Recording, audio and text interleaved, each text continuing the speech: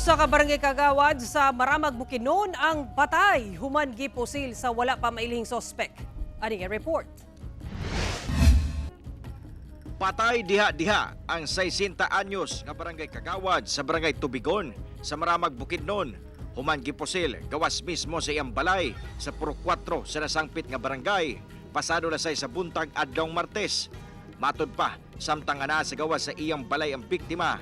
Kalit kining gituol sa usa ka lalaki o gipusil dayon sibat. Sumala sa kapulisan, anaa sa tulo ka mga samad pinusilan ang nahiaguman sa biktima. Diin na iko ang iyahang usa sa iyang ulo nga bahin ug duha sa iyang dughan.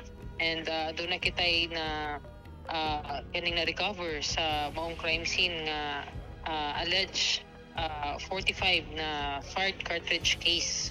Duha ka mga persons of interest ang ilang ginalantaw karon sa kapulisan nga posibleng mihimo sa krimen. Kay tungod usa kini siya ka barangay kagawad, i-implementar siya strict implementation. Aduna siya stricto ang iyang pag-implement sa illegal fishing sa maong area.